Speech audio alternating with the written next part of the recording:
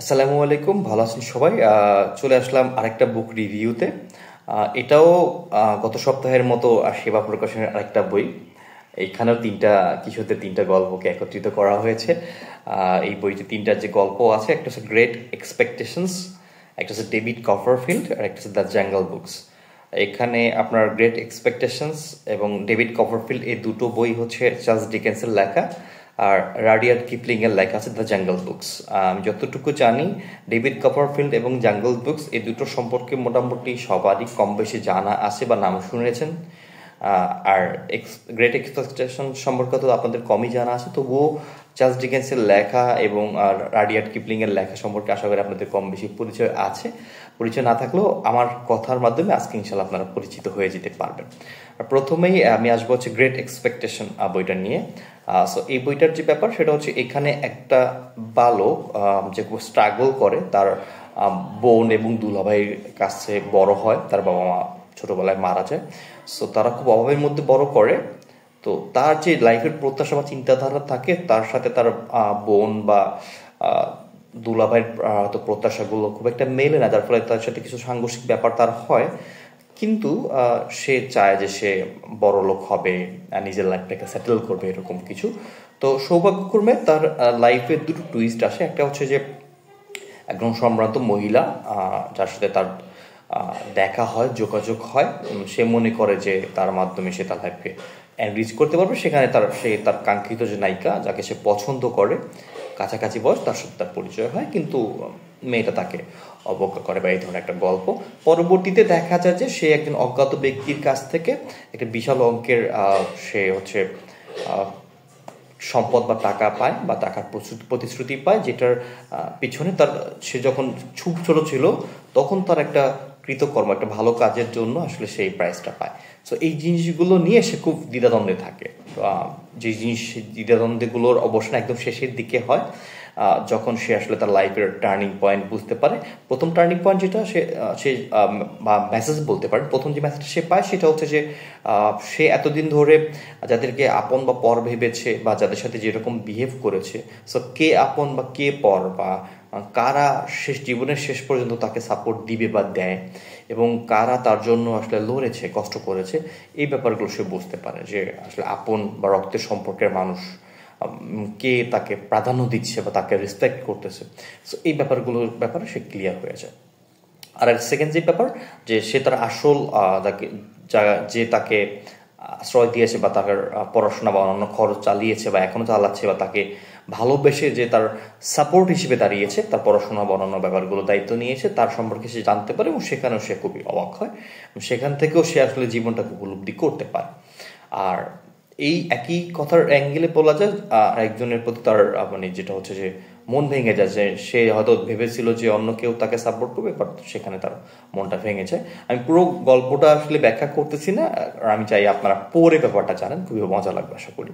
So একটা জীবনের প্রতি একটা মেসেজ দেওয়া আছে। সো আশা করি গল্পটা আপনাদের ভালো লাগবে, এবং কিশোরদের জন্য খুব ভালো হবে।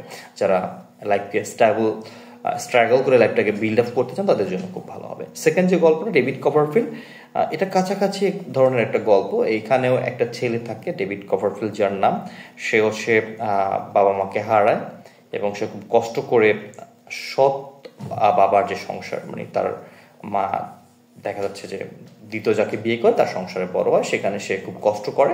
একটা সময় সে হচ্ছে জীবিকার তাগিদে খুব একটা নোংরা জায়গায় একটা চাকরির জন্য হচ্ছে তার সৎ বাবা তাকে ঠেলে দেয়। সেখান থেকে সে ধীরে ধীরে পড়াশোনা করে নিজেকে ডেভেলপ করে, এবং একটা ভালো জায়গায় নিজেকে নিয়ে যায়। সে স্কুল কলেজগুলোতে পড়াশোনা করার পর সে মোটামুটি একটা ভালো জীবিকার দিকে যায়, এবং তার পরিবার, সৎ বাবা, তাদের সাথে তার একটা দূরত্ব তৈরি হয়। পাশাপাশি তাকে যে পালে, যে যত্ন করে, তার সাথে মানে যে কাজের মহিলা যিনি থাকেন আর কি, তার পরিবারের সাথে কপারফিল্ডের একটা ভালো বন্ডিং হয়, যে জিনিসটা আসলে আলটিমেটলি তাকে একটা ভালো লাইফের দিকে নিয়ে যায়, এবং একজন সৎ এবং ভালো মানুষ হিসেবে ডেভিড কপারফিল্ডকে পরবর্তীতে সবাই চিনতে পারে। সো এটা হচ্ছে ডেভিড কপারফিল্ডের গল্প। আশা করি এই গল্পটা আপনাদের পড়তে ভালো লাগবে। এটার মধ্যে থ্রিলিং আছে, স্ট্রাগল আছে, কিছুটা এটা গ্রেট এক্সপেকটেশনের মতোই, তবে কিছু ভ্যারিয়েশন আছে। আশা করি আপনারা পড়ে দেখতে পারেন। তৃতীয় যে গল্পটা, এটা আশা করি অনেকেই পড়েছেন বা মুভি দেখেছেন। বা এই সম্পর্কে জেনেছেন, এটা হচ্ছে দ্য জাঙ্গল বুকস। এইটার আমি পিচ্চিকালে নাম জানতাম মোগলি। মোগলির কার্টুন অনেকে হয়তো দেখেছেন বা মুভি দেখেছেন। আমি খুব পিচ্চিকালে দেখেছি 2000, 2001, 2, 3, 4, 5 ওই সময়টা যখন আমি প্রাইমারি শেষ করে হাই স্কুলে পড়ি বা এই টাইমে, তখন আমাদের বিটিভি বা অন্যান্য চ্যানেলগুলোতে দেখাতো। সেই মোগলির বই বা গল্প বা কমিক্স কার্টুনগুলো আমরা দেখেছি। সেই জঙ্গল বুকসের মূল যে প্রোটাগনিস্ট, মূল নায়ক যেটা বলতে পারেন, সেটা হচ্ছে মোগলি। তো মোগলিকে কেন্দ্র করে জঙ্গল বুকসটা তৈরি হয়। জঙ্গল বুকসের থিমটা এরকম যে মোগলি মানে যে ছেলেটা, সে মূলত জঙ্গলের পাশে, একটা বড় জঙ্গলের পাশে একটা গ্রামের শিশু, যার বাবা মার কাছ থেকে হচ্ছে তাকে সিংহরা চুরি করে এনেছিল বলা যায়, বাচ্চাটাকে জঙ্গলে রেখে যায়। সেখান থেকে সে জঙ্গলেই বড় হয়, জন্মের পর থেকে সেখানেই বড় হয়। তাকে হচ্ছে নেকড়েরা পালে বলা যায়, এবং সে ধীরে ধীরে ধীরে ধীরে জঙ্গলে বড় হচ্ছে, জঙ্গলের পার্সপেক্টিভ সব কিছু বুঝে নিচ্ছে, সব ধরনের প্রাণীর সাথে সে লড়াই করতেছে। যদিও তার সাথে প্রথম দিকে খাপ খাওয়াতে সবারই সমস্যা হয়, ধীরে ধীরে সে সবার বন্ধু হয়ে যায় এবং জঙ্গলের বিভিন্ন সমস্যার ক্ষেত্রে সে সবসময় নেতৃত্ব দান করে, পানির সমস্যা বা অন্যান্য যে কোনো সমস্যা বা মারামারির ক্ষেত্রে। এর পাশাপাশি হচ্ছে জঙ্গলের হিংস্র একটা প্রাণী বাঘ, সেই বাঘের সাথেও আসলে তার একটা লড়াই হয়। পাশাপাশি মানুষের প্রতি তার একটা দ্বন্দ্ব কাজ করে, সে তার মাকেও একসময় খুঁজে পায়। এই ব্যাপারগুলো নিয়েই আসলে গল্পগুলো এগিয়ে যায়, এবং একটা সময় সে বুঝতে পারে যে সে আসলে আকার আকৃতিতে মানুষ, আচার আচরণ বা কথা বা দেখা যাচ্ছে তার চাল চলনে সে হয়তো নেকড়ের সাথে মিশে বা অন্যান্য প্রাণীদের সাথে মিশে প্রাণী হওয়ার প্রতিষ্ঠা করতেছে, কিন্তু দিন শেষে তার মধ্যে একটা মানবীয় সত্তা রয়েছে। সো দিন শেষে তার মানুষের সাথে, মানুষের পরিবারে মিশে যাওয়া উচিত, এই মেসেজটা সে পায়।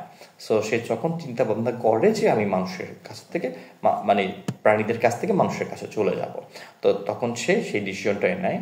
আমি যতটুকু জানি এই গল্পটা ছোট আকারে করা হয়েছে, কারণ মোগলির অনেক কার্টুন বা অনেক ফিচার আছে, মানে অনেক ধরনের পর্ব পাওয়া যায় জঙ্গল বুকস বা মোগলি নিয়ে।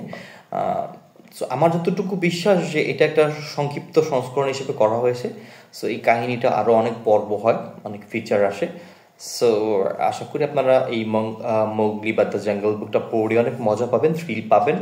এবং এখানে যে সব তথ্যই যে একদম 100% ঠিক তা না, অনেক তথ্য, কিছু তথ্য আছে যেগুলো একটু গল্পটাকে সুন্দর করে বা বিল্ড আপ করার ক্ষেত্রে ব্যবহার করা হয়েছে, কিন্তু অনেক তথ্যই আছে যেগুলো আপনারা বুঝতে পারবেন যে এগুলো আসলে সত্য। এবং এই তথ্যগুলো জানার পর আপনার প্রাণী জগৎ সম্পর্কে, প্রাণীদের ভালো মন্দ, সিক্স সেন্স বা অন্যান্য ব্যাপার সম্পর্কে আপনাদের অনেক কিছু জানার থাকবে, যে জিনিসগুলোকে আপনাকে খুবই থ্রিলিং দিবে। আশা করি আপনাদের ভালো লাগবে। সো এই হচ্ছে 3টা গল্প, এই বইটা পড়ে দেখতে পারেন। সেবা প্রকাশনের এরকম অসংখ্য বই আছে।